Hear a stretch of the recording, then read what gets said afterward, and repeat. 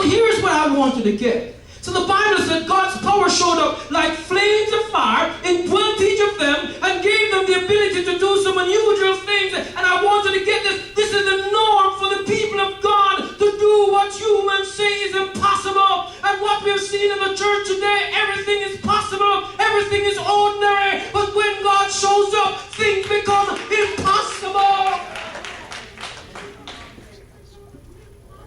And we're seeing too many things that are ordinary.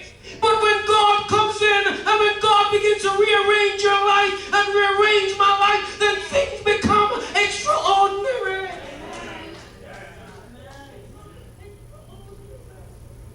Because that's what was happening. You see, because the Holy Spirit is unpredictable. He does whatever he chooses to do, isn't it? See, you see, one of the reasons why so many churches are making so little difference is that nothing goes on which can only be explained by God's power. We can explain it by Hollywood glamour. We can explain it by technology. We can explain it by all these different things. Great singing, great musician. But what in the church is happening today that we can only explain by God's power? Oh, you missed what I just said. When you come to worship, what is it that is happening that is you can't explain? What is it? We can explain the music because we have many great musicians, can't we? We can explain the singing because we have great singing. We might even be able to explain what I try to do here called teaching or preaching.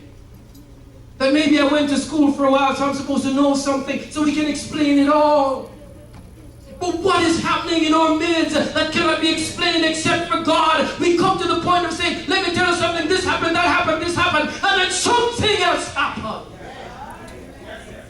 And I can't explain it. You needed to be there because the power of God was so rich in that place that I cannot explain it. Words fail me. My vocabulary is limited.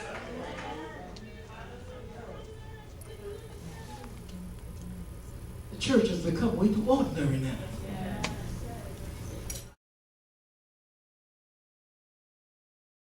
God gave his people the ability to speak different languages. This wasn't a show of pride by God, but it had a divine purpose. His purpose was to bring his message to the entire world. And so it is tied to the Great Commission that we read about in Matthew chapter 28, verses 19 and 20. But he said, go ye into all the world and preach the gospel to all nations. The whole idea there is pantata ethne. It is talking about all kinds of people group. You see, one of the problems with the church is that we become too homogeneous. In other words, we're all the same. We pride ourselves in sameness. But the gospel of Jesus Christ is a diverse gospel that speaks to a diverse people.